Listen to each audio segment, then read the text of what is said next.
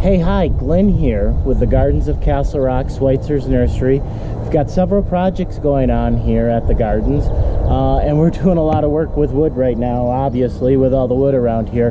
We've hand-hewed timbers using hewing axes. I'll give you a link to some of that hewing with an axe action.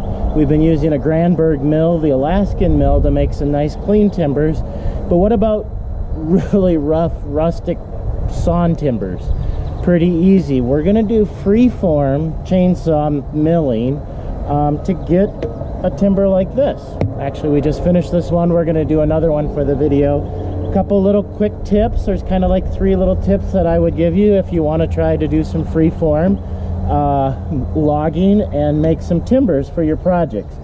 This particular timber and the next one that we'll make is going to be part of the rafters, so I'm not looking for absolutely perfect dimensional lumber to use to guide from. These are going to be braces 15 feet in the air, and this rough saw marks are going to be kind of cool with the overall feel of the project. All right, tip number 1, use a chalk line.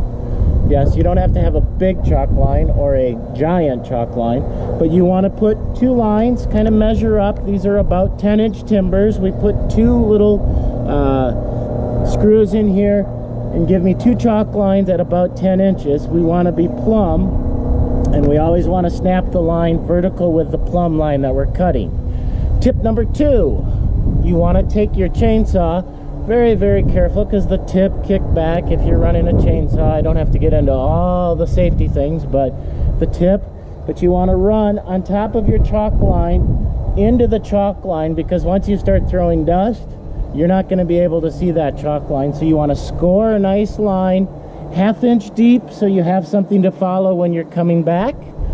Tip number 3, kind of 2 in 1, make sure that your log is nice and plumb, and then you want to bring back your saw back through it and make sure that your saw is level and plumb and cutting, and that's pretty much it. So going for a rustic timber, a couple saw marks are okay, a couple little tips in there where it goes through, get this really cool look. We got a little bit of the peeled bark look.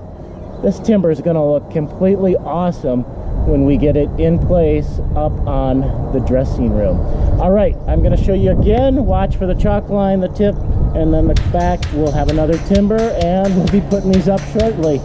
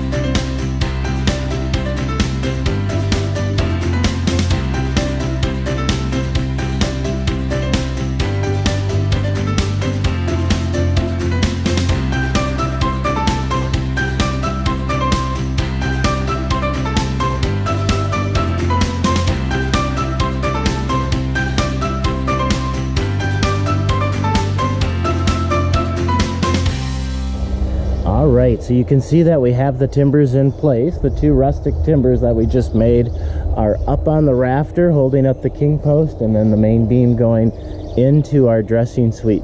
So those 3 tips again: do a chalk line, kind of square that up.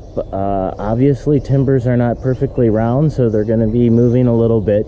So use the chalk line to get 2 lines. Take the tip of your chainsaw safely and score it a good 1/2 inch, so once the sawdust starts moving, it'll be a little challenging to see the chalk line.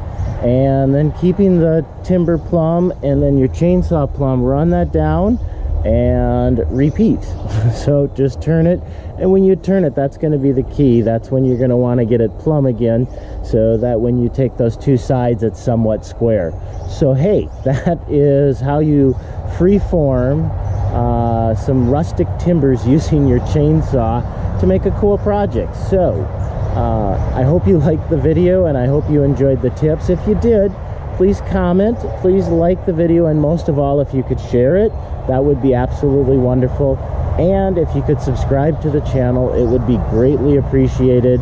I know there's a button right there that you can subscribe, watch a few of our other videos, and follow along as we build cool things here at the Gardens. It's been Glenn with the Gardens of Castle Rock and Schweitzer's Nursery and Landscape, and until next time, enjoy.